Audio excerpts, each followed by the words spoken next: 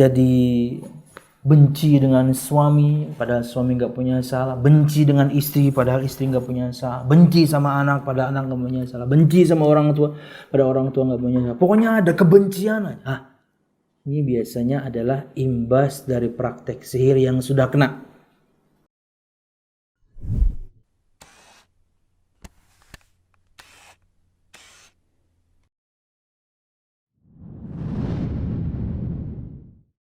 Assalamualaikum warahmatullahi wabarakatuh.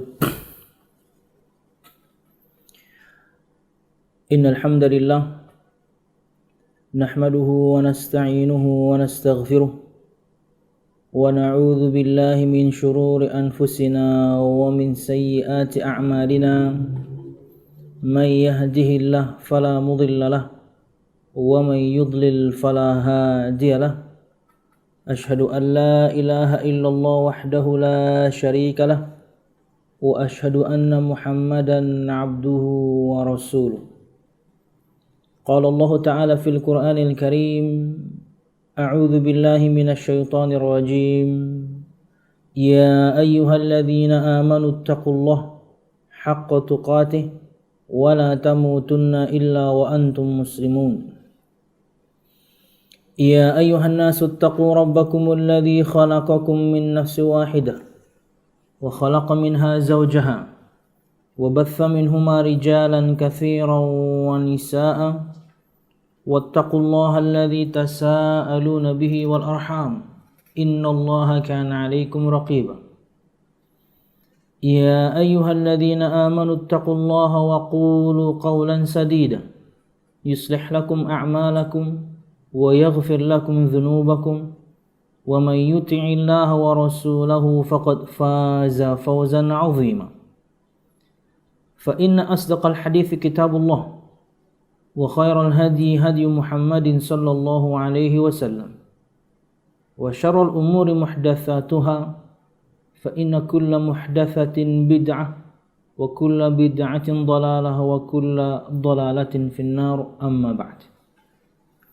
Al-musyahidun al-kiram, para pemirsa yang dirahmati Allah subhanahu wa ta'ala, alhamdulillah, segala puji dan syukur marilah kita haturkan kepada Allah subhanahu wa ta'ala.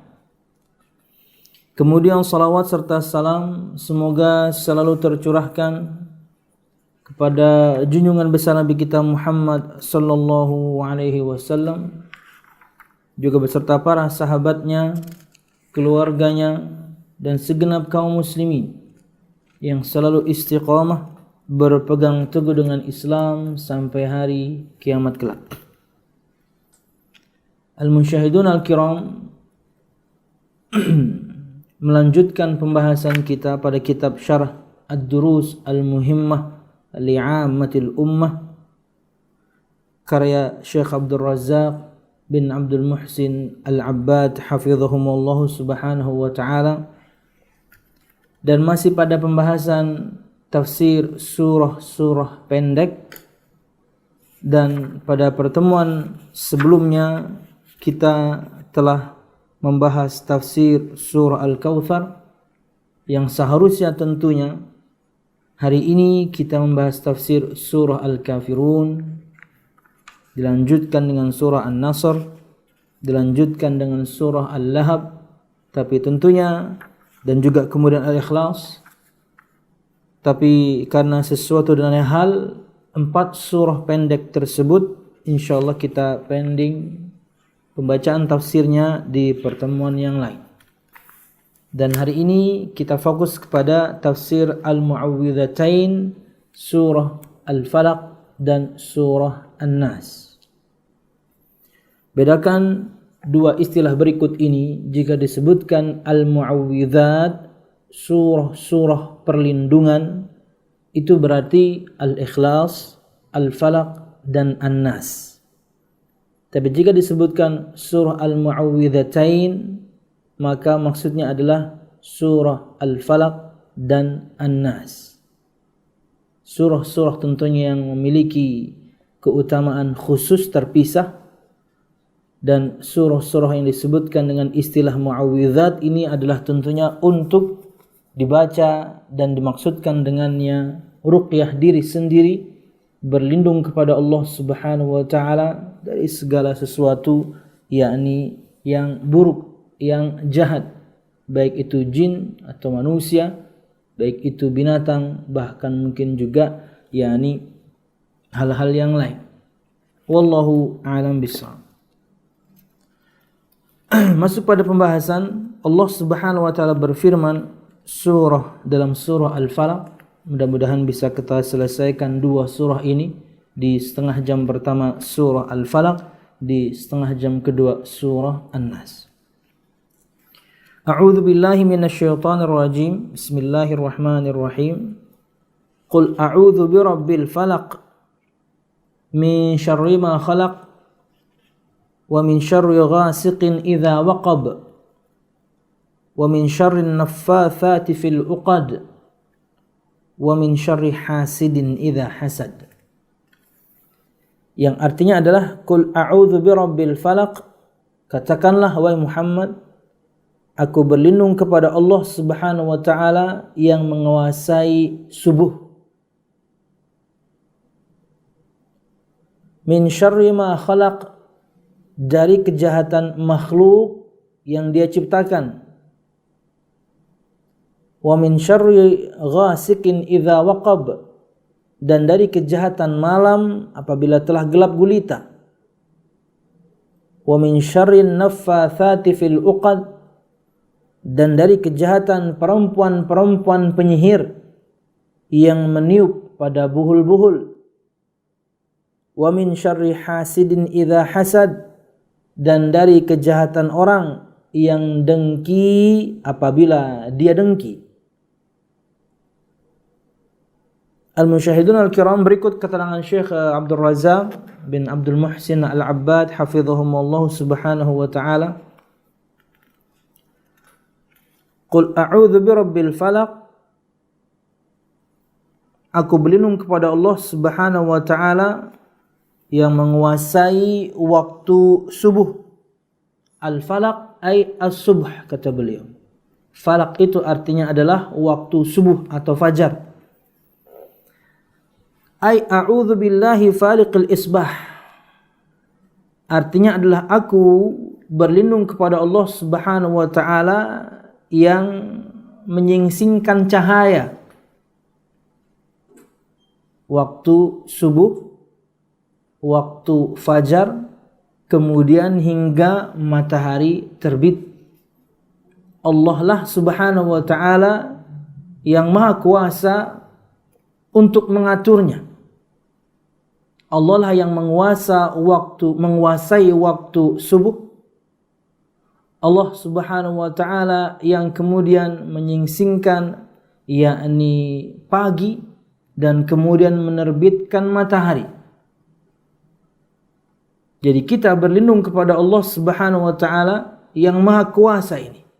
Di antara bentuk kekuasaannya salah satunya menguasai waktu subuh, menguasai waktu fajar.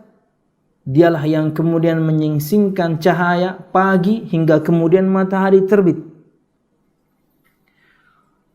Waqila aidan falikin nawa, disebutkan dalam surah Al-An'am ayat 95, Allah Subhanahu wa taala berfirman, innallaha faliqul habbi wan nawa, sesungguhnya Allah Subhanahu wa taala menumbuhkan butir dan biji kurma.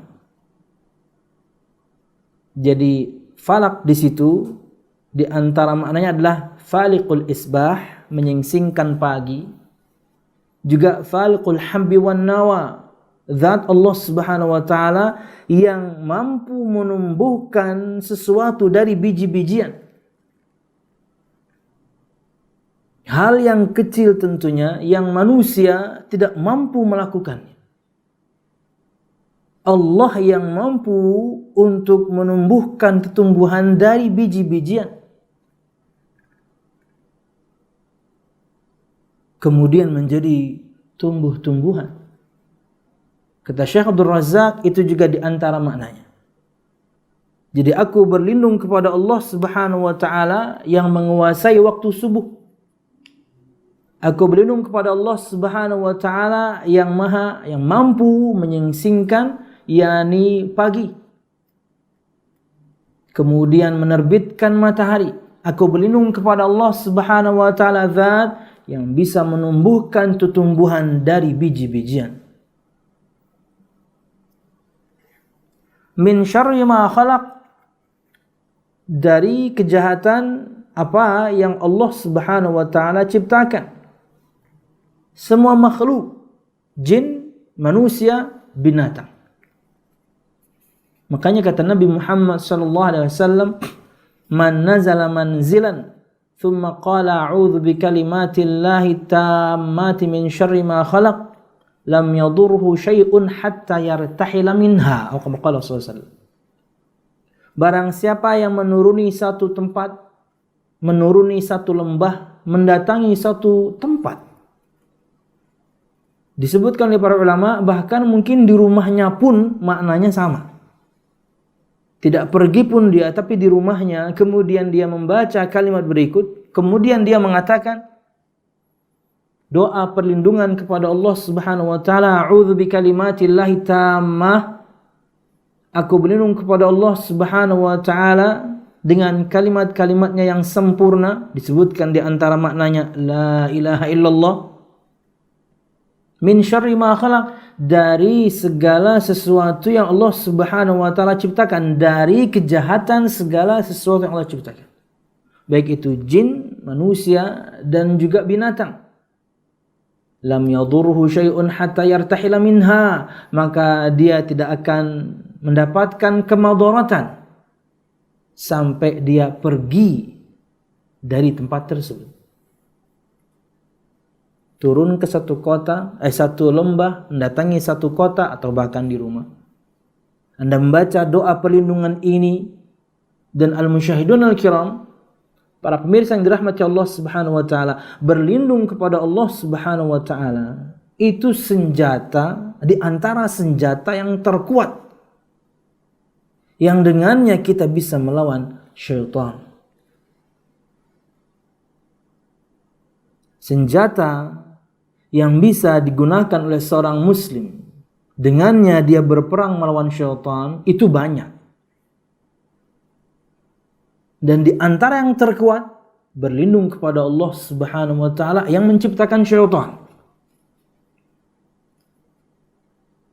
Kata Nabi Muhammad SAW, yang barang siapa yang menuruni satu lembah, mendatangi satu kota, atau kata para ulama, di rumah pun enggak apa-apa, kemudian dia membaca doa ini, a'udzu bikalimatillahi tammati min syarri ma khalaq, aku berlindung kepada Allah Subhanahu wa taala dengan kalimat-kalimat yang sempurna dari kejahatan semua yang Allah ciptakan, jin, manusia, binatang. Kata Nabi Muhammad, maka tidak akan mencelakainya sesuatu apapun sampai dia pergi lagi dari tempat tersebut. Aman, PP Anda aman. Siapa yang jaga Anda? Tuhan yang Maha Kuasa, Allah Subhanahu wa taala. Siapa yang bisa mencelakai Anda kalau misalnya yang menjaga Anda, yang menciptakan semua makhluk yang jahat itu? Tidak ada yang bisa. Min syarri ma khalaq, dari kejahatan apa-apa yang Allah Subhanahu wa taala ciptakan. Kata Syekh Abdul Razak menafsirkan, min syarri kulli makhluqin fihi syarrun, dari kejahatan semua makhluk yang jahat.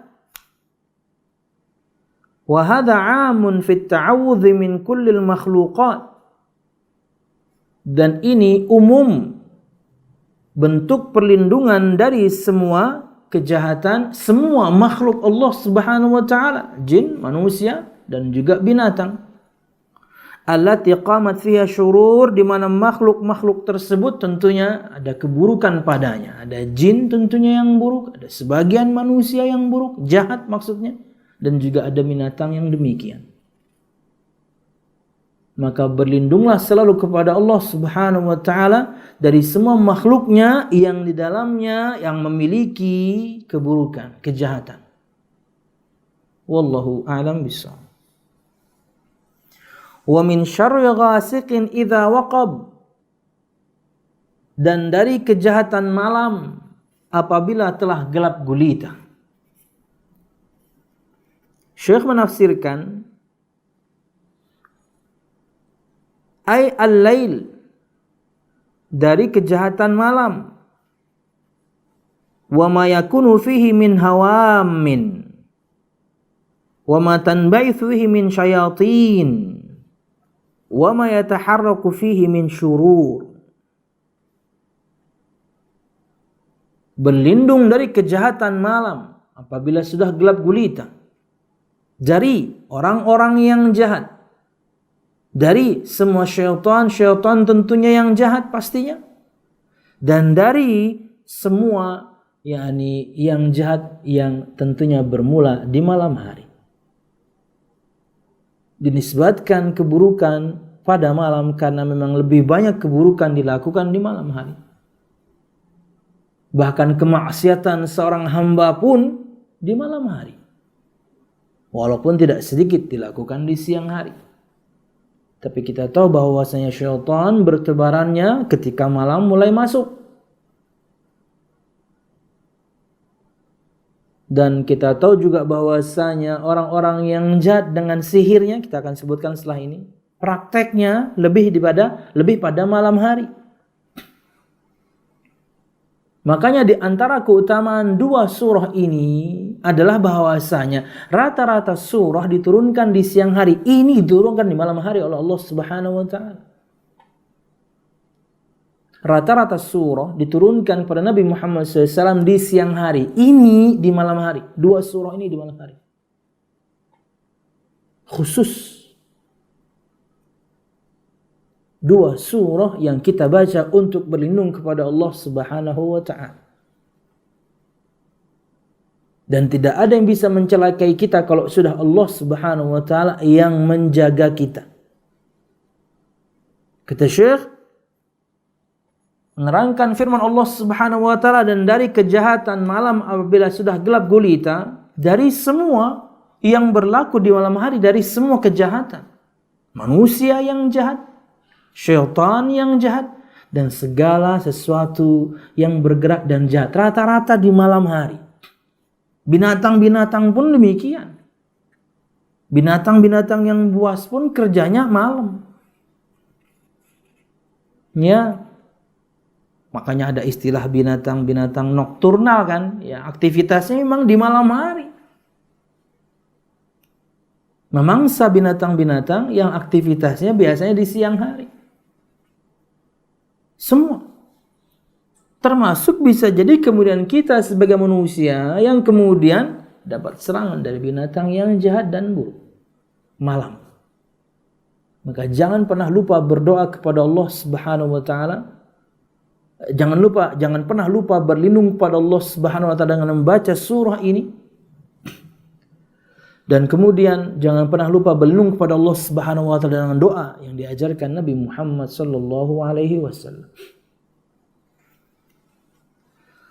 Wa min syarrin naffatsati fil 'uqad, dan dari kejahatan perempuan-perempuan penyihir yang meniup pada buhul-buhul talinya. Tukang sihir memang sebenarnya identik dulu dengan perempuan. Makin ke sini laki-laki juga ikut-ikutan. Sama juga dengan tato ya. Tato itu yang memilikinya dulu perempuan. Laknat, ancaman laknat dari Nabi Muhammad SAW untuk yang bertato dan minta dibuatkan tato kan perempuan. Makin ke sini laki-laki juga tatoan. Dulu yang pakai anting itu perempuan. Nah, sampai sekarang tentunya perempuan. Tapi ini bukan sesuatu yang buruk. Perkara yang lumrah. Perempuan menggunakan antingnya. Cantik mereka, indah mereka. Apalagi tentunya anting emas ya. Di antara perhiasan untuk tubuh mereka. Yang kemudian berkilau di telinga mereka. Laki-laki juga sekarang ikut. Wallahu a'lam bishawab. Diancam laknat oleh Nabi Muhammad SAW, dan laknat itu berarti dijauhkan dari rahmat Allah Subhanahu wa taala. Perempuan yang menyerupai laki-laki dan laki-laki yang menyerupai perempuan. Wa min syarrin naffatsati fil uqad, dan dari kejahatan perempuan-perempuan penyihir yang meniup pada buhul-buhul. Kata Syekh, ay as-sawahirul allati yanfuthna fil uqadi hatta yatamakkana as-sihru wa yaqa' wa la yaqa' illa biiznillah. Artinya adalah para penyihir perempuan, juga laki-laki masuk di dalamnya, di mana mereka meniupkan di buhul-buhul. Jadi para penyihir itu memang perlu media, buhul. Nggak mesti tali, nggak mesti rambut, bisa benda. Mereka baca mantranya, mereka tiupkan di buhul tersebut. Kata Syekh, hatta yatamakkana as-sihru wa yaqa', hingga kemudian sihir itu mungkin dan mengenai orang yang dituju. Saya biasa istilahkan dengan buhul ini layaknya tower untuk sebuah sinyal. Untuk mudah memahami, supaya lebih mudah memahami. Makanya ketika ada sebagian jamaah misalnya mengeluhkan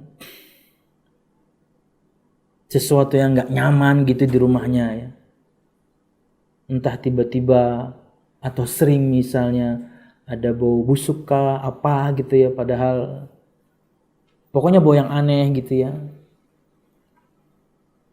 Atau misalnya jadi benci dengan suami padahal suami nggak punya salah, benci dengan istri padahal istri nggak punya salah, benci sama anak padahal anak nggak punya salah, benci sama orang tua padahal orang tua nggak punya salah, pokoknya ada kebencian. Ini biasanya adalah imbas dari praktek sihir yang sudah kena. Dan saya nasihatkan biasanya orang-orang tersebut selain pertama berlindung kepada Allah Subhanahu wa taala, cari buhul. Itulah juga yang dilakukan Nabi Muhammad SAW ketika beliau kena sihir. Mencari buhulnya. Untuk supaya mudah memahaminya, dia seperti tower untuk sebuah sinyal. Untuk menghantarkan sihir tersebut. Wala yaqa illa biidznillah, tapi kenanya sihir tersebut kepada orang yang diinginkan itu pasti berdasarkan izin Allah. Tapi mereka butuh media ini. Maka saya katakan kadang-kadang, Bu, Pak, Mbak, Mas, cari di rumah Anda, sweeping di rumah Anda, di dalam rumah, di ceiling, di atap, di halaman, di pagar, cari benda yang aneh, yang tidak semestinya ada di situ. Dia nggak mesti rambut, dia nggak mesti tali, benda aja. Botol kecil, isinya minyak, baunya apa gitu ya, pokoknya yang nggak semestinya ada di situ. Bisa yang pernah bercerita ke saya, kemudian dia dapatkan di bawah ranjang ada, dia dapatkan kemudian di pojok rumah tertentu. Yang repot itu kalau misalnya adanya adalah di di plafon ya, berarti yang naruh siapa nih? Ya orang yang masuk rumah Anda. Berarti yang ingin jahat siapa? Orang dekat Anda berarti. Lawan dia bisa masuk rumah. Karena yang banyak kasusnya itu ditanam di sekitar pagar. Kenapa? Nggak bisa masuk dia. Kayak orang luar. Ditanam di sekitar pagar. Dia tanam, dia tegakkan, yakni towernya supaya sinyalnya bisa dikirim. Tentunya tidak mengenai orang tersebut. Entah kemudian bikin orang itu sakit, bahkan sampai level bikin orang itu mati, atau memisahkan sebuah biduk rumah tangga jadi cerai kah? Semuanya berdasarkan izin Allah Subhanahu wa ta'ala. Tapi ingat, para penyihir ini meniupkan mantra-mantranya ke buhul-buhul. Mereka perlu media itu. Anda kalau tahu praktek sihir juga kalau nggak salah ya, tapi namanya voodoo ya, yang pakai boneka itu loh. Mereka pasti pakai media. Wallahu a'lam bishawab. Nah, kita juga berlindung kepada Allah Subhanahu wa taala dari kejahatan perempuan-perempuan atau juga laki-laki para penyihir ini yang meniupkan di buhul-buhul agar kemudian sihir mereka bisa kena kepada orang yang mereka tuju. Kalau Anda berlindungnya tepat kepada Allah yang menciptakan si tukang sihir, siapa yang bisa celakai Anda? Makanya sering juga setelah itu saya nasihatkan, kalau sudah dapat buhulnya, bismillah hancurkan, sisanya Anda ruqyah rumah Anda dengan membacakan surah Al-Baqarah. Terserah di ruang tamu, di ruang keluarga, bacakan surah Al-Baqarah. Karena itu janji Nabi Muhammad SAW, rumah yang dibacakan padanya surah Al-Baqarah usima minasyaitan, maka akan dijaga dari kejahatan syaitan. Baca. Ya, sekali habis lah ya. Al-Baqarah itu 2 juz setengah. Kalau Anda insya Allah membaca Al-Qur'annya cukup lancar, maka 1 juz setengah jam Anda bisa dapat. Diselingi dengan minum ya nggak ada masalah. Baca 1 juz, minum, geber lagi sampai selesai. Lakukan secara berkala, no problem. Tapi jangan dikhususkan hari tertentu, waktu tertentu, kapan aja boleh. Kapan aja boleh. Wallahu a'lam bishawab. Nah, kemudian Syekh memberikan keterangan di sini, wa ta'awudzu billahi minhunna dalilun ala anna as-sihra lahu haqiqatun wa lahu ta'thirun. Minhuma yaqtul wa minhuma yumrid wa minhuma yufarriqu bainal mar'i wa zawjihi. A'adzana Allah ta'ala wa hamana ajma'in.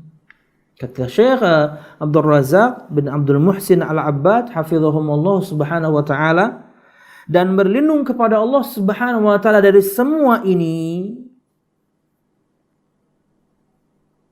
khususnya kemudian pada ayat yang terakhir kita baca dari sihir.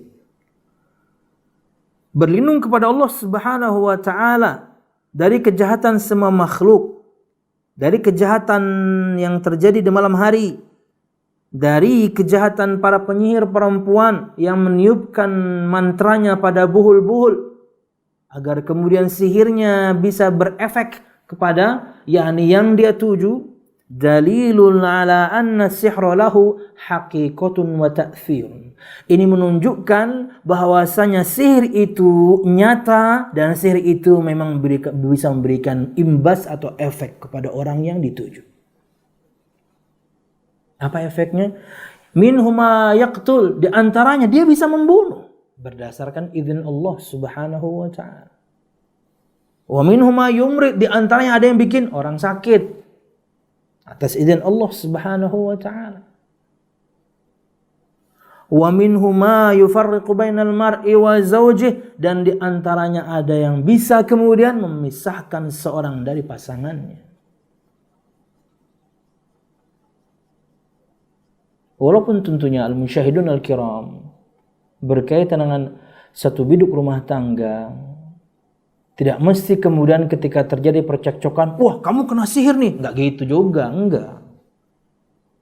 Introspeksi dulu.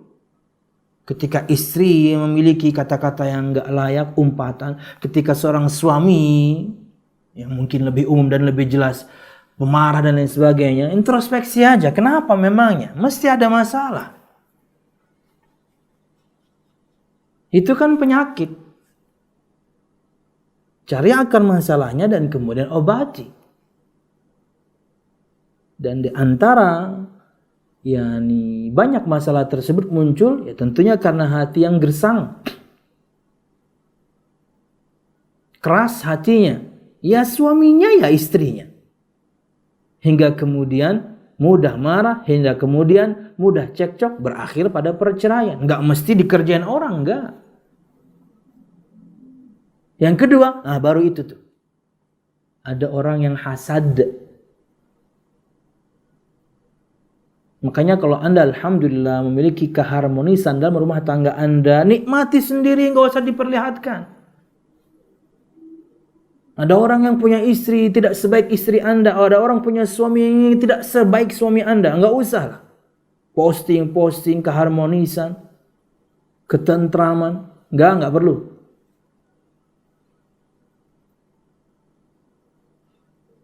Kita tidak melakukannya saja, sangat mungkin ada orang yang hasad. Apalagi kita perlihatkan, makin banyak orang hasad. Yang imannya lemah dan kemudian dia akan gunakan jasa tukang sihir. Kalau bisa itu diceraikannya. Siapa itu? Fulan sama fulana. Bete saya lihatnya. Memperlihatkan keharmonisan terus. Nggak tahu apa rasanya sendiri. Nggak tahu apa rasanya cerai. Tolong ya berapa biayanya? Ya kalau cepat sih dalam 1 pekan 5 juta. Saya bayar 10. Bikin 2 hari cerai. Ya disihir akhirnya. Apalagi misalnya orang tersebut tamengnya kosong. Tamengnya lemah. Selesai. Nggak ada salah si suami tapi benci aja istrinya sama suaminya. Nggak ada salah istri tapi benci aja ketika lihat. Kenapa? Itulah sihir. Sihir itu artinya membalikkan.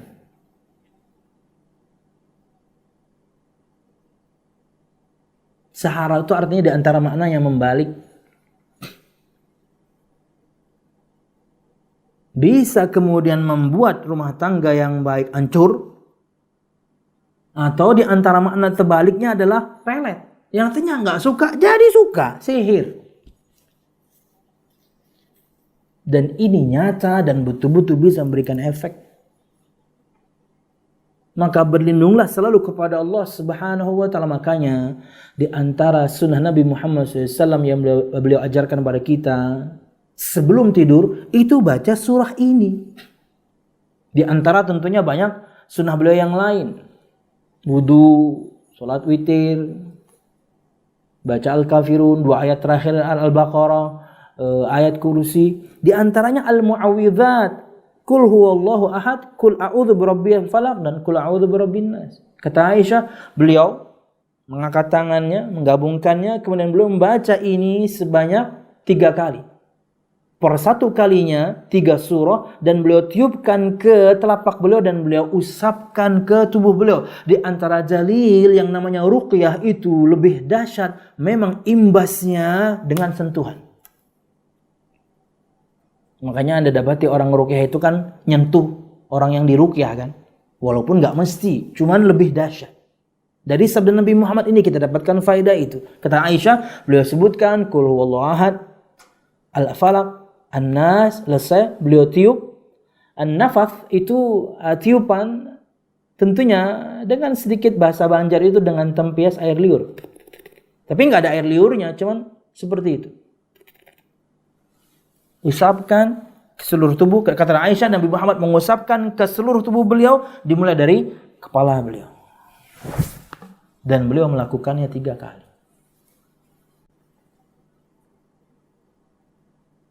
Bagaimana kemudian dengan anak kita yang belum bisa melakukannya? Ijtihad tentunya. Orang tua yang melakukannya tapi dia usapkan kepada anaknya. Ya, kadang mungkin kita kuat, anak kita lemah, anak kita yang diserang. Itu juga sebabnya kita yang bikin orang begitu. Kenapa? Dipajang-pajang terus anaknya. Posting sana, posting sini, kelucuannya, kepintarannya, macam-macam. Banyak orang nggak punya anak, banyak orang punya anak tidak selucu anak Anda, banyak orang punya anak tidak secerdas anak Anda. Dia lihat anak Anda begitu, bete dia. Disihirlah anaknya.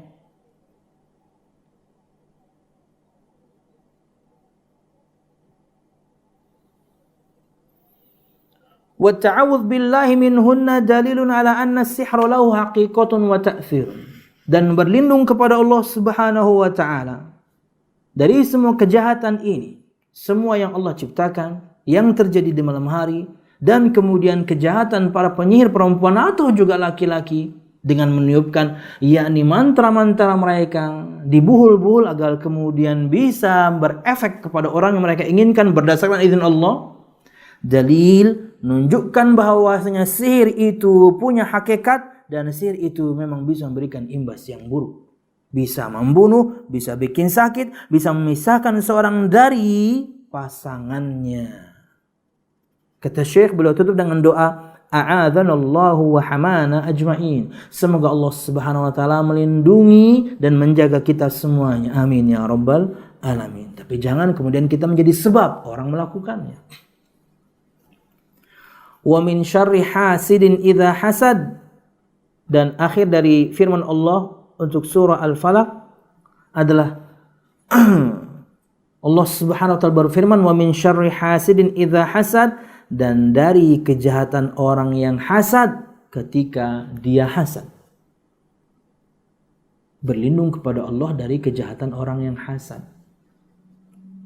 Apa itu hasad? Menginginkan kenikmatan orang lain hilang. Level 1. Menginginkan kenikmatan orang lain hilang dan pindah ke dia. Level 2. Menginginkan kehancuran orang lain. Tidak menginginkan nikmat orang lain hilang. Tidak menginginkan nikmat orang lain hilang dan pindah ke dia. Tapi menginginkan orang lain sengsara seperti dia. Level paling tinggi. Itu hasad. Kata Syekh, min syarri kulli hasidin idza taharraka fihi al-hasad. Berlindung dari kejahatan semua orang yang hasad. Wa yadkhulu fihi fi dzalik al-a'inu, dan masuk dalam bahasan ini adalah orang yang kemudian memiliki ain. Li'anna al-'aina la takunu illa min an hasadin, karena ain itu tidak terjadi kecuali bermula dari hasad. Jadi masuk di sini bahasan ain. Satu penyakit yang berimbas dari hasadnya seseorang, dari pandangan mata orang yang hasad. Dan tidak sedikit bermula dari pujian mereka. Duh, lucunya anaknya ya. Tapi dia memujinya itu karena hasad. Dia punya ain. Pandangan matanya itu bermula dari dengkinya dia yang ada pada dirinya. Mungkin dia nggak punya anak, mungkin dia punya anak tidak selucu anak Anda. Duh, lucunya anaknya ya, sakit anaknya langsung. Bahkan bisa jadi berimbas pada kematian. Makanya tindakan preventifnya adalah bahwasanya ketika ada teman kita memuji anak, kita sudah nggak pajang-pajang nih di medsos nih. Tapi kemudian ketika ketemu dia memuji, ingatkan dia untuk memuji Allah. Duh, lucunya ya anak ibu ini. Akhi atau ukhti, katakan Masya Allah, katakan Subhanallah, katakan Allahu Akbar. Artinya puji Allah dulu, baru kemudian sebutkan pujian Anda untuk anak saya. Oh mana Allah, Masya Allah, lucu ya anaknya.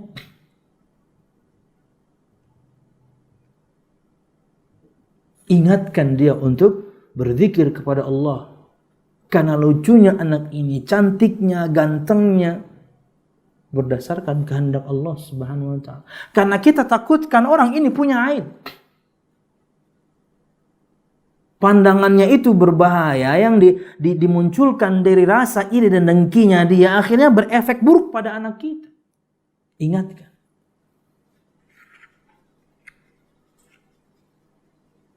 Itu tindakan preventif. Bagaimana jika sudah terjadi? Maka diruqyah. Anak kita nggak jatuh, nggak keseleo, asupan makanannya lengkap aja, pagi, siang, malam, bermain ya biasa aja, tiba-tiba kok panasnya tinggi. Bisa tuh, mungkin tuh ada orang yang kemudian hasad. Anak Anda kena ain dari orang yang memiliki ain. Penyakit yang berimbas dari hasadnya seorang kemudian dari pandangan matanya.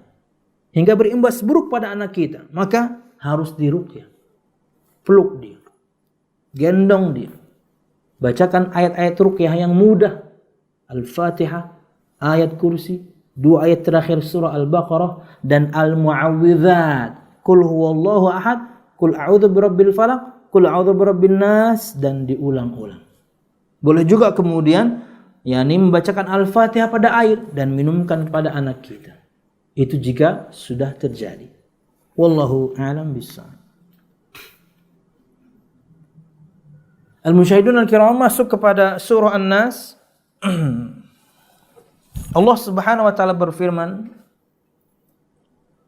A'udzu billahi minasyaitonir rajim. Bismillahirrahmanirrahim. Qul a'udzu birabbin nas, malikin nas, ilahin nas, min syarril waswasil khannas, alladzi yuwaswisu fi sudurin nas minal jinnati wan nas.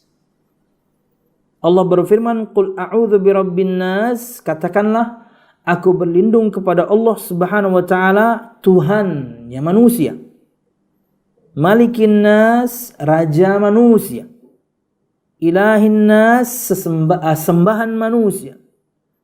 min syarril waswasil khannas, dari kejahatan bisikan syaitan yang bersembunyi, alladzi waswisu fi sudurin nas, yang membisikkan kejahatan ke dalam dada manusia, minal jinnati wan nas, dari golongan jin dan manusia. Al-musyahidun al-kiram, firman Allah Subhanahu wa taala, qul a'udzu birabbin nas, katakanlah aku berlindung kepada Allah Subhanahu wa taala, Tuhan segenap manusia. Kata Syekh, qul a'udzu birabbin nas, malikin nas, ilahin nas, wa hadza ta'awudzun billahi ta'ala bi dzikri rububiyyatihi wa uluhiyyatihi wa mulkihi. Firman Allah Subhanahu wa taala, qul a'udzu birabbin nas, malikin nas, ilahin nas. Katakanlah aku berlindung kepada Allah, Tuhan segenap manusia, raja manusia, sembahan manusia.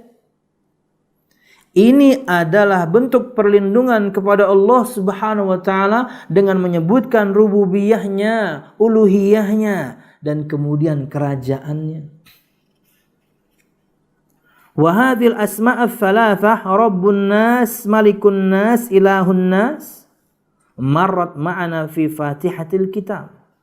Dan tiga nama ini, Tuhan manusia, Raja manusia, sembahan manusia, tentunya bahasanya sudah lewat ketika kita membaca surah Al-Fatihah. Maka tidak kita ulang di sini. Artinya ini adalah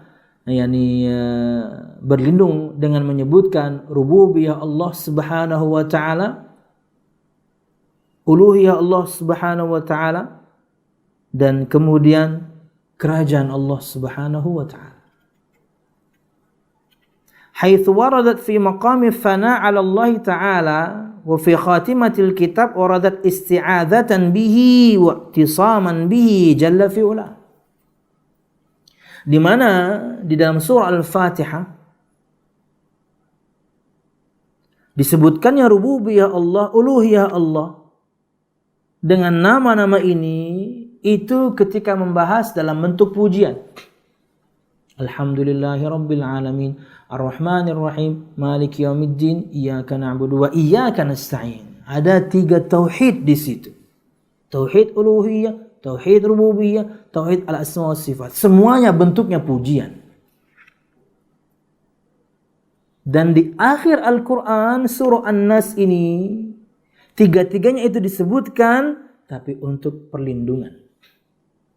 Di surah Al-Fatihah bentuknya adalah pujian kepada Allah Subhanahu wa ta'ala. Ketika kita memuji Allah, kemudian kita sebutkan asma dan sifatnya, kita sebutkan tiga macam tauhid di situ. Tapi di akhir Al-Quran, surah An-Nas ini, tiga-tiganya itu disebutkan warad isti'adzan bihi wa ihtisaman bihi. Ini disebutkan dalam rangka kita memohon perlindungan kepada Allah dan penjagaan kepada Allah Subhanahu wa taala. Kalau sudah Allah yang jaga kita, Allah yang lindungi kita, siapa yang bisa celakai kita? Enggak ada. Tidak ada yang bisa mencelakai kita kalau sudah Tuhan yang Maha Esa, Allah Subhanahu wa taala, yang melindungi kita dari semua kejahatan makhluknya yang memiliki sifat buruk dan jahat, baik itu jin, manusia, atau juga binatang. Min syarril waswasil khannas wa huwa syaitan, dari keburukan, dari kejahatan setan yang bersembunyi. Dzukira bihadzainil wasfain, syaitan disebutkan dalam ayat ini dengan dua sifat, al-waswas dan juga al-khannas. Kata Syekh, al-waswas ay alladhi yulkil wasawisa fis sudur. Al-waswas adalah sifat yang dimiliki syaitan. Artinya adalah yang selalu memberikan bisikan, rasa was-was, keraguan-raguan. Dan sudah jadi bahasa Indonesia, was-was di hati manusia.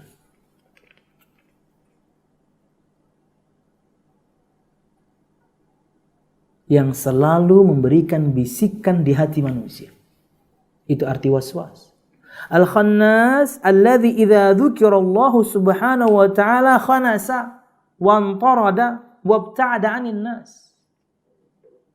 Khannas yang diterjemahkan dengan bersembunyi. Tafsirnya kata beliau, apabila sifat untuk sesuatu atau seorang, dalam hal ini adalah syaitan, yang jika disebutkan nama Allah Subhanahu wa taala dia sembunyi. Jika disebutkan nama Allah Subhanahu wa taala dia menjauh dari manusia. Bisanya bisikin doang, tapi sembunyi-sembunyi. Ketika Anda berzikir memohon kepada Allah, jauh dia. Itulah dahsyatnya zikir. Makanya kata beliau di sini, wa fi hadza al-hathu 'ala al-muhafadhati 'ala dzikrillah. Maka pada ayat ini kita dapatkan satu faedah anjuran untuk selalu menjaga berzikir kepada Allah Subhanahu wa taala. Ini diajarkan Nabi kita Muhammad sallallahu alaihi wasallam. Doa dan zikir dalam sehari semalam itu begitu banyak. Bangun tidur, sebelum masuk WC, keluar WC, sebelum pakai pakaian, keluar rumah, di jalan mau ke masjid, sebelum masuk masjid, keluar masjid, mau masuk pasar. Apa lagi?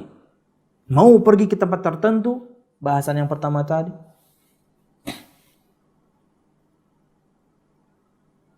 Keluar rumah, datang ke rumah, mau tidur, semua bentuk doa dan zikir yang Nabi mengajarkan begitu banyak. Supaya kita berlindung kepada Allah Subhanahu wa taala, karena jika disebutkan nama Allah mereka menjauh. Itu sudah sifatnya syaitan. Al-khannas, bersembunyi, menjauh. Kapan? Ketika disebutkan nama Allah Subhanahu wa taala. Wa anna dzalika, dan tentunya karena bisikannya itu ke hati, bendanya itu jantung. Makanya Allah Subhanahu wa taala berfirman, ala bi dzikrillahi tatmainnul qulub. Ketahuilah sesungguhnya dengan berzikir kepada Allah Subhanahu wa taala hati akan tenang. Baca Quran. Baca zikir pagi petang. Doa-doa ajaran Nabi Muhammad SAW. Hati Anda pasti tenang. Karena jika tidak tenang, berarti was-was syaitan kena.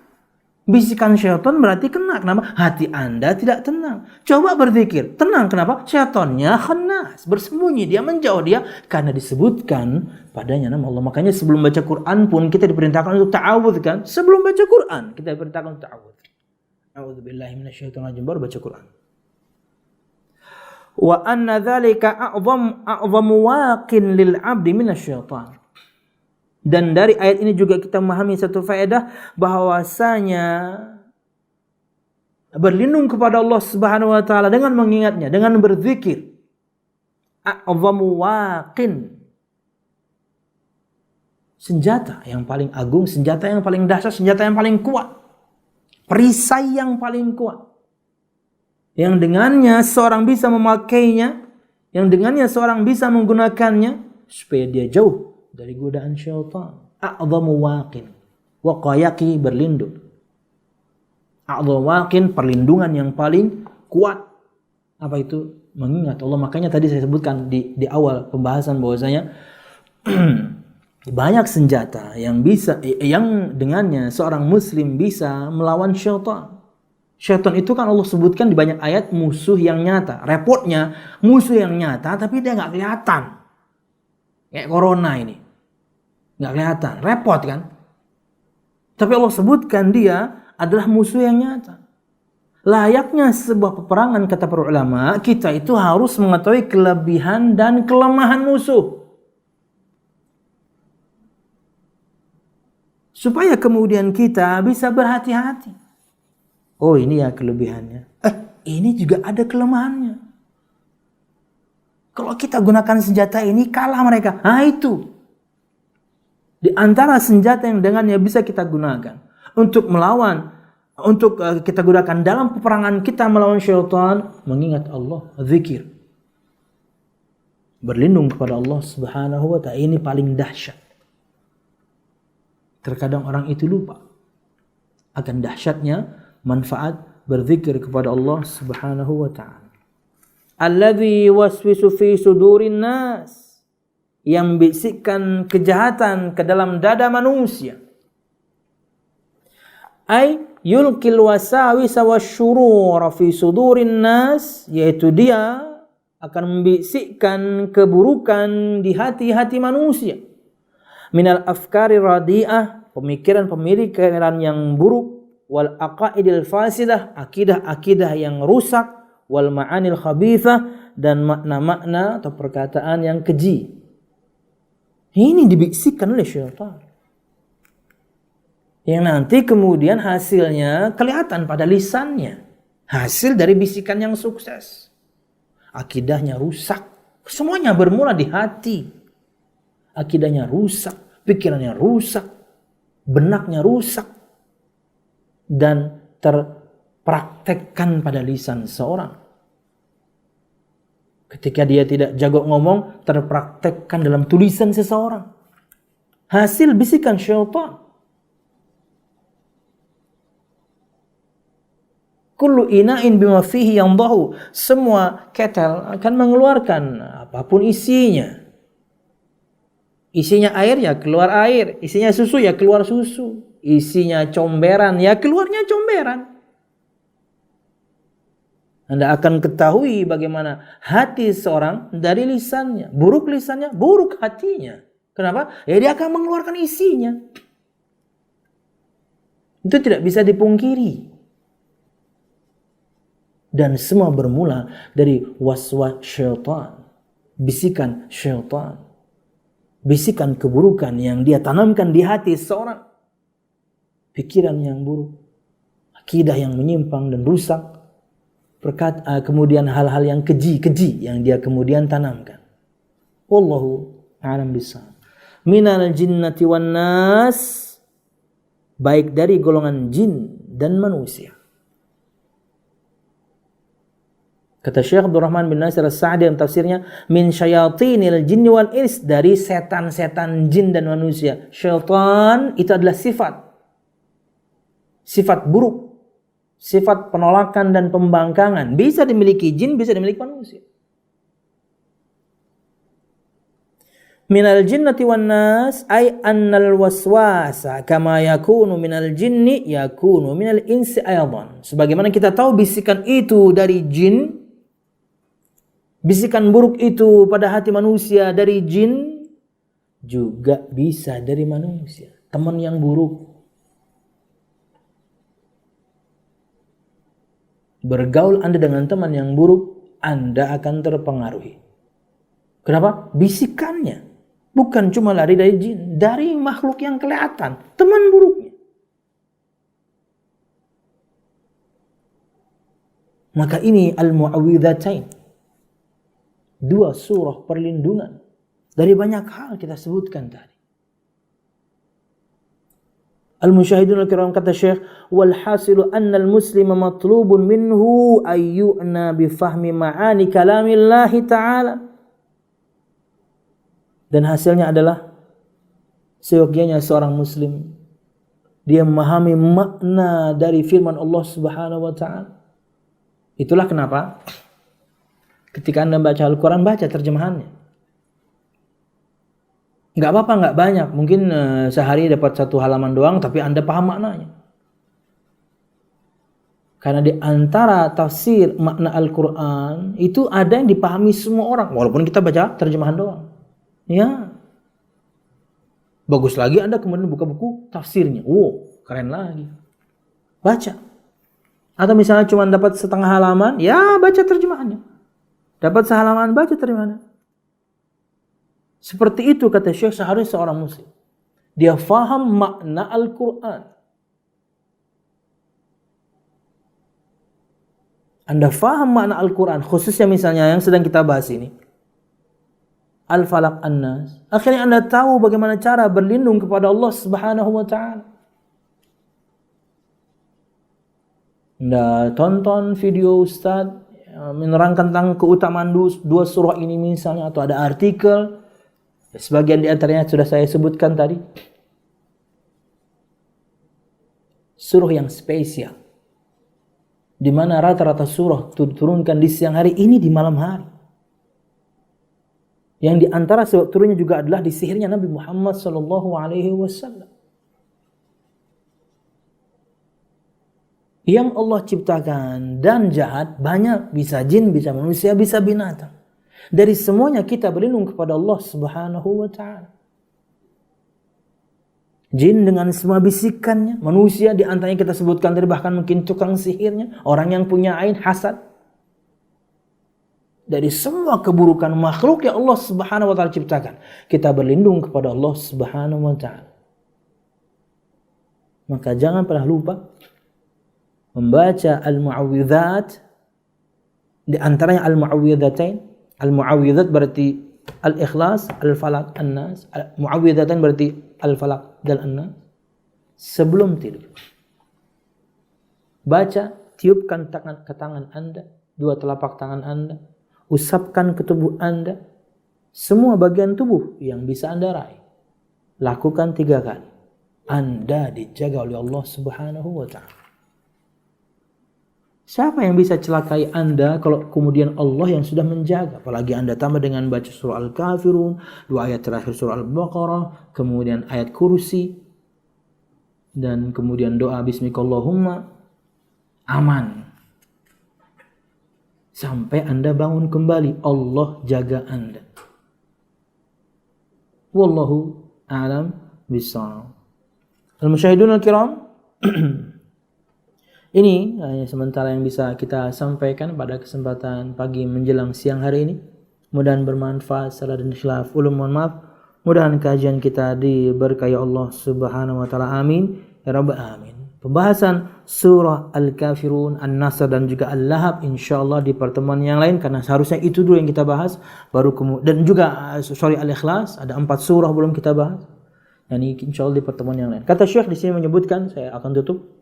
ويكفي العوام أن يحفظوا هذه السور الفاتحة ثم من الزلزلة إلى الناس ويعنوا بمراجعة معانيها ومعرفة دلالاتها حتى تكون تلاوتهم لها في كل مرة عن فهم وتدبر وعقل للخطاب. Maka kata Syekh, cukuplah untuk semua kita orang awam untuk menghafal. Menjaga di sini juga maknanya menghafal surah-surah pendek ini, khususnya tentunya untuk para bapak-bapak yang dalam waktu dekat Anda akan jadi imam salat, khususnya salat tarawih. Ini cukup. Ini di antara yang cukup. Apa itu? Al-Fatihah dan surah-surah pendek dari Az-Zalzalah sampai An-Nas. Az-Zalzalah, Al-Adiyat, Al-Qari'ah, At-Takathur, Al-Asr, Al-Humazah, Al-Fil, Al-Quraish, Al-Ma'un, Al-Kautsar, Al-Kafirun, An-Nasr, Al-Lahab, dan kemudian Al-Ikhlas, Al-Falaq, dan juga 16. 15 atau 16? 2, 4, 6, 7, 15. Kata beliau, cukup ini untuk semua kita yang awam. Al-Fatihah dan kemudian 15 surah-surah pendek. Wa yu'nu bi muraja'ati ma'aniha wa ma'rifati dalalatiha. Dan betul-betul dia mengulang-ulang maknanya dan mengetahui petunjuknya. Artinya dari ayat ini kita dapatkan apa faedahnya. Sudah kita sebutkan. Diulang-ulang dari Az-Zalzalah sampai An-Nas. Dihafalkan, dibaca, dimaknai, fahami kemudian petunjuk yang kemudian dikeluarkan dari ayat-ayat tersebut, hatta takuna tilawatuhum laha, hingga kemudian bacaan mereka untuk ayat-ayat tersebut pada surah-surah tersebut fi kulli maratin an fahmin wa tadabbur, hingga mereka membacanya betul-betul dengan pemahaman dan tadabbur. Wallahu alam bissawab. Ada pertanyaan? Aku minta pandangan secara Islam dong. Bagaimana menyikapi jika kita berselisih paham dengan ibu kita Untuk menghindari itu, apakah dosa jika saya sebagai anak menjauh dulu atau tidak berkomunikasi dulu? Siap. Kalau kita misalnya ada masalah khususnya dengan orang tua kita, maka bicarakan baik-baik, bukan dengan menjauh. Cari akar masalahnya dan obati. Jika Anda yang bersalah, minta maaf. Jika orang tua yang bersalah, kadang ego mereka tinggi, Anda ngalah dulu aja. Bukan malah menjauh, makin jauh nanti. Karena tadi kita bahas bahwasanya Anda di posisi yang benar. Ego orang tua yang membuat mereka kemudian enggan untuk minta maaf. Anda sabar dulu, tetap berbuat baik padanya, tetap kemudian mendatanginya. Ada penyakit diobati, bukan kemudian malah dibiarkan, nanti malah tambah merembet. Kalau maksudnya adalah ingin mendinginkan suasana dulu, oke, no problem. Tapi jangan lama-lama. Wallahu a'lam bishawab. Sekalipun misalnya tidak bertemu, kan bisa berkomunikasi. Wallahu a'lam bishawab. Jadi pertama, jika Anda yang salah, maka minta maaf.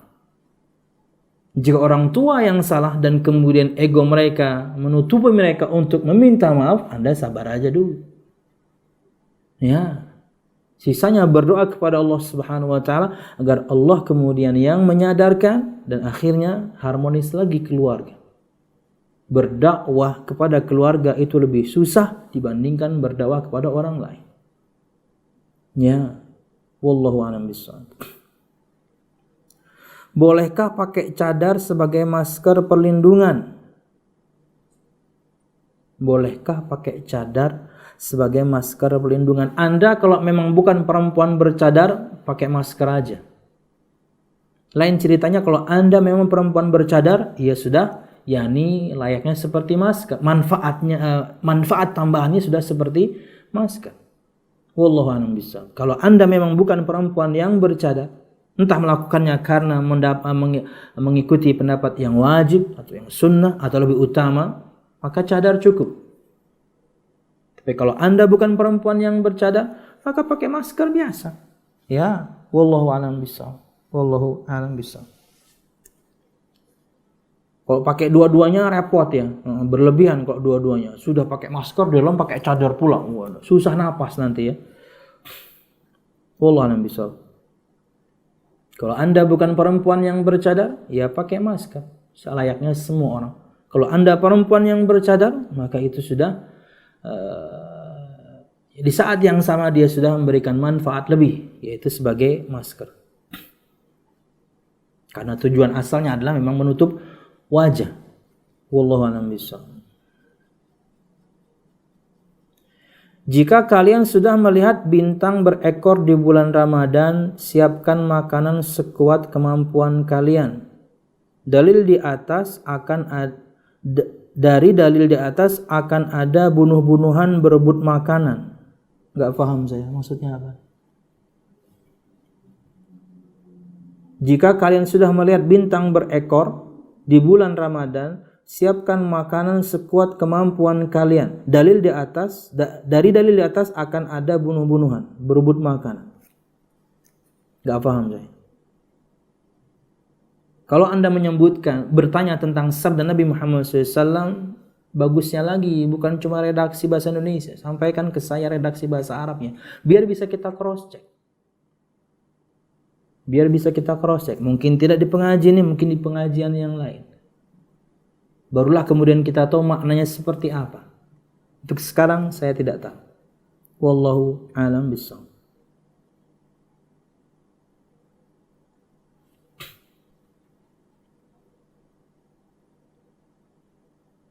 Taunya orang itu punya ain dari mana ya? Enggak tahu.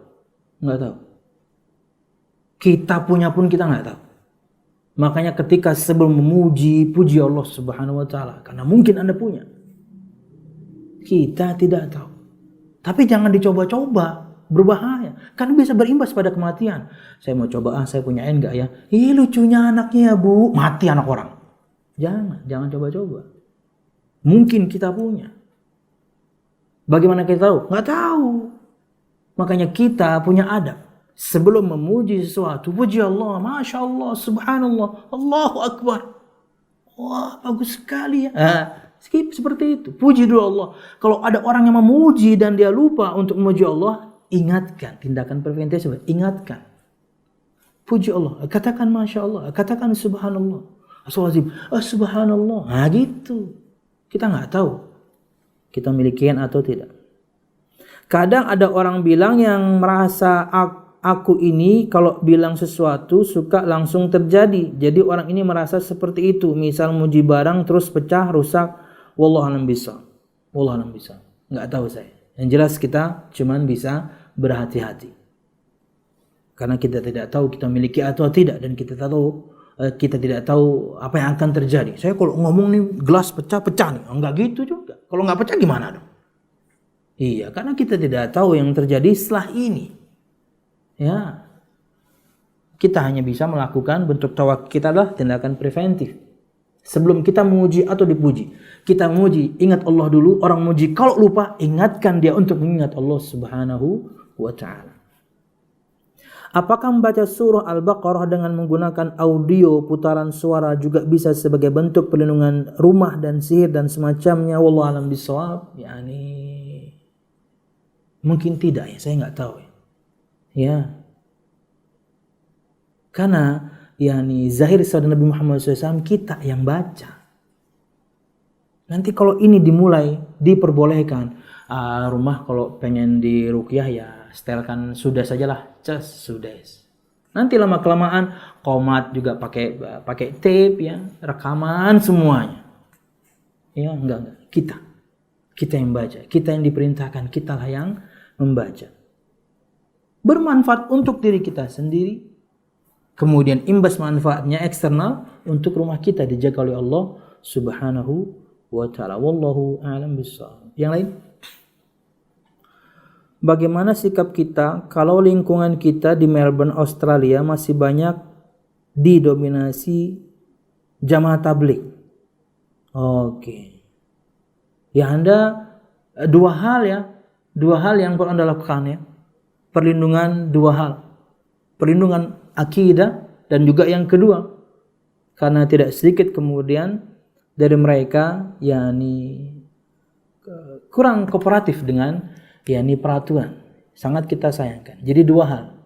Anda jaga jarak berkaitan dengan mereka karena kita sebutkan sebagian di antara mereka tidak kooperatif dengan peraturan, tetap kemudian tidak mengindahkan perintah untuk sosial atau physical distancing. Yang pertama dan paling utama akidah. Pahami akidah yang lurus, pahami akidah yang benar hingga kemudian tidak menimbulkan penyimpangan. Wallahu a'lam bishawab.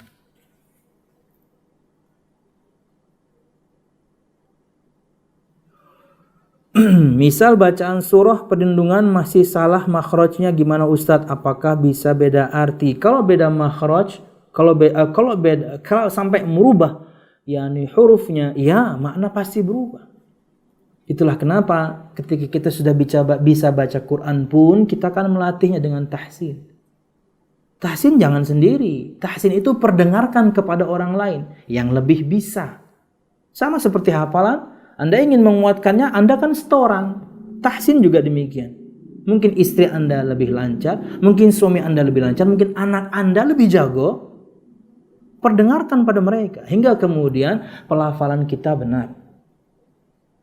Wallahu a'lam bishawab. Hingga kemudian tidak merubah makna. Berbahaya kalau sudah merubah makna. Latih. Tapi kalau kemudian kesalahan tidak disengaja, dia masih dalam tahap belajar, dimaafkan insyaallah. Tapi latihan. Jangan biarkan itu berkelanjutan. Jangan biarkan itu, ya sudahlah lidah saya kan seperti ini, lidah orang Banjar kan kayak gini, lidah orang Sunda kan nggak bisa begitu. Dilatih bisa kok. Wallahu a'lam bishawab. Ada dari akun Rifkon? Oh cukup, oke. Wallahu a'lam bishawab. Semoga kita bisa. Ada lagi satu? Mana yang lebih afdol, jamaah dengan anak perempuan atau suami dan anak laki-laki? Maksudnya dengan anak perempuan karena mau murojaah. Berjamaah ya. Kalau Anda di rumah bersama keluarga, suami Anda ada, anak perempuan ada, laki-laki ada, suami Anda yang jadi imam. Berkaitan dengan murojaah, bisa di waktu selesai sholat Anda bisa murojaah.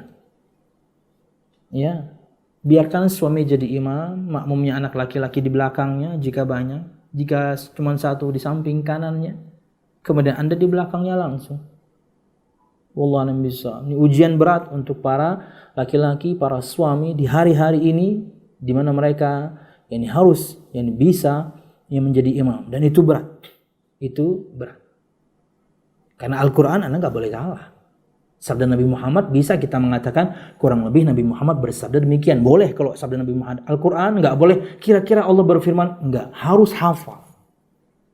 Artinya dalam menyampaikan dakwah Al-Quran kita harus hafal ngeplak, nggak bisa kurang lebih Allah berfirman seperti ini, nggak bisa. Harus Allah berfirman jelas. Sabda Nabi Muhammad boleh diriwayatkan dengan mana?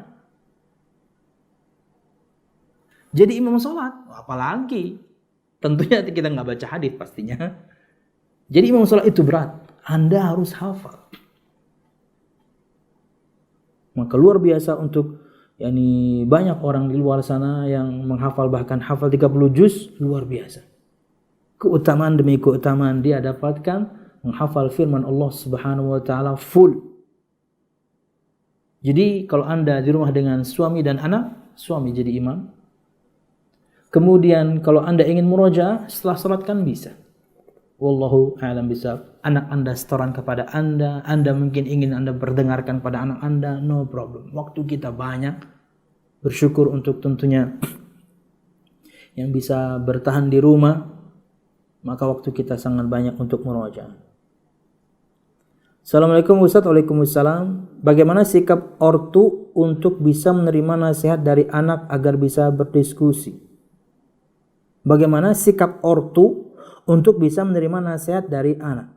Al-musyahidun al-kiram, nasihat selama itu adalah firman Allah, sabda Nabi Muhammad dengan pemahaman yang sahih, Anda harus terima sekalipun level Anda lebih tinggi. Anda suami tapi yang menasihati istri, Anda orang tua tapi yang menasihati anak, Anda pemerintah tapi yang menasihati adalah rakyat. Poinnya adalah pada nasihatnya. Berkaitan dengan timingnya, cara menyampaikannya, itu adalah trik yang lain. Tapi intinya adalah nasihat yang disampaikan, ilmu yang disampaikan, firman Allah kah, sabda Nabi Muhammad kah, dengan pemahaman yang benarkah, itu nomor satu dulu. Nah, untuk siapapun di antara kita yang menasihati dan level kita di bawah, istri ke suami, anak ke orang tua, rakyat ke pemerintah, maka metodenya harus dipelajari. Timing harus tepat, hiasi dengan kata-kata yang indah, lengkapi di belakangnya dengan banyak berdoa agar kita mudah menyampaikan, orang mudah faham. Wallahu a'lam bishawab. Ini yang bisa kita sampaikan, mudah-mudahan bermanfaat. Salah dan khilaf saya mohon maaf. Mudah-mudahan kajian kita diberkahi Allah Subhanahu wa taala. Amin ya rabbal alamin. Subhanakallahumma bihamdika asyhadu an la ilaha illa anta astaghfiruka wa atubu ilaik. Wassalamualaikum warahmatullahi wabarakatuh. Terima kasih. Jazakumullah khairan wa barakallahu fikum. Video ini dibuat atas partisipasi dari donasi Anda. Semoga menjadi amal jariah bagi Anda semuanya.